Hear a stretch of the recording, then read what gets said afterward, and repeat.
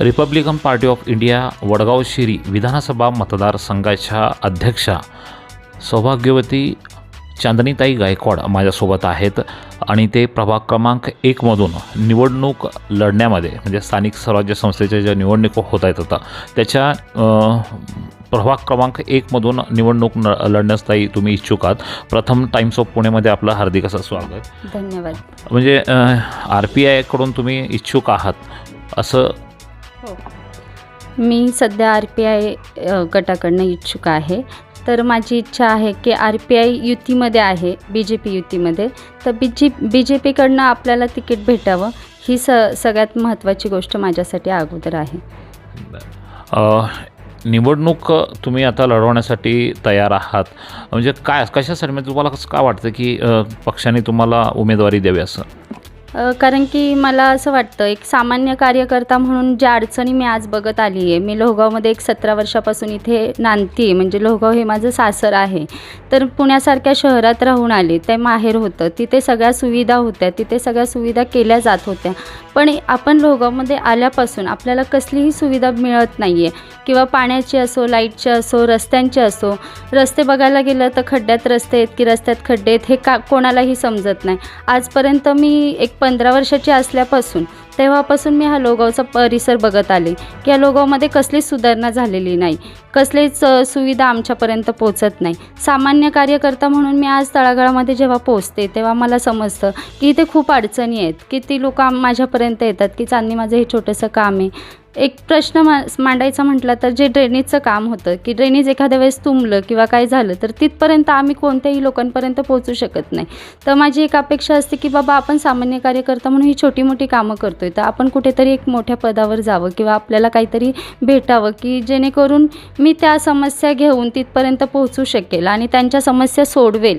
महत्त्वाचा प्रश्न असा असतो की ही जी लोकं आहेत ती माझ्यापर्यंत का येतात की मी छोटी छोटी कामं करत आली आत्तापर्यंत, कुठलंही पद नसताना केलं. पण जेव्हा मला पद आलं त्यावेळेस त्या पदाच्या जीवावर तर मी भरपूर कामं केली. जसं की आता आपण बघत आलात 14 नंबर लाईनमधून आतमध्ये येतात त्यावेळेस जी पाईपलाईन होती आम्हाला इतकं घाण पाणी येत होतं. महापालिकेपर्यंत जाऊन उपमहापौरताई ज्यावेळेस होत्या त्यावेळेस आम्ही त्यांच्यापर्यंत बऱ्याच महिला, एक 15-20 महिला आम्ही रोज तिथे जाऊन बसायचो की आमचा हा प्रश्न सुटला पाहिजे.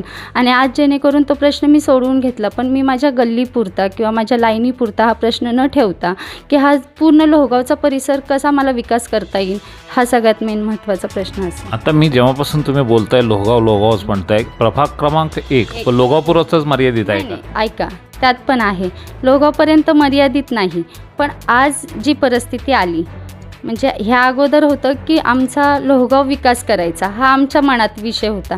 पण आता माझ्याकडे आलेला आहे धानोरी, कळस, विश्रांतवाडी हा पण प्रभाग आहे जिथे मी आत्ता फिरताना हे पाहते की महिलांच्या तिथे समस्या आहेत. की आता माझे बचत गट मुंजाबा वस्तीत आहेत, विश्रांतवाडीत आहेत, भीमनगरमध्ये आहे, कळसमध्ये आहेत.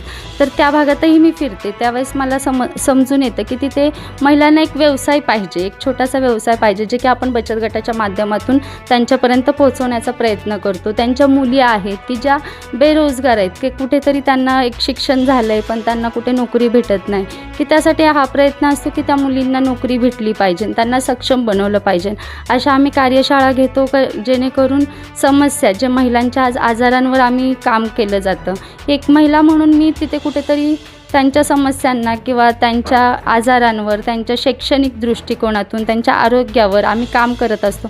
त्यावेळेस समजतं की आपण फक्त ह्याच भाग नसून आपल्यासाठी आलेला प्रभाग क्रमांक 1 हा पूर्णमध्ये आपण किती काम केलं पाहिजे आणि कुठे जाऊन कोणत्या समस्यांवर काम केलं पाहिजे हा अभ्यास माझा कंटिन्यू चालू असतो. ठीक आहे. आता पक्षाने तुम्हाला संधी दिली समजा आणि पक्षाने संधी दिल्यानंतर जे काही विकासाचे मुद्दे तुम्ही जनतेसमोर मांडून इलेक्शन तुम्ही लढवणार आणि समजा पक्षाने तुम्हाला आता जसं म्हणलं मी संधी दिली आणि तुम्ही निवडून पण आलात, मायबाप जनतेने तुम्हाला निवडून पण दिलं, पण तुमचं ते एक विजन काय असणार आहे की बाबा एक पद आल्यानंतर एक नगरसेविका म्हणून तुम्ही सर्वसामान्य एक महिला म्हणून किंवा सर्वसामान्य महिला असताना नगरसेवक पद तुम्हाला मिळालं, जनतेने निवडून दिलं, तर तुमचा अजेंडा काय असणार आहे? पहिल्यांदा तर हा अजेंडा असेल की बाबा जनतेने मला निवडून दिले तर जनता माझ्यासाठी हा विचार करून त्यांनी मला निवडून आणलेला असणार आहे की बाबा ही आमच्यातली कार्यकर्ता आहे, कुठल्याही घराणेशाहीतून आलेली नाही आहे.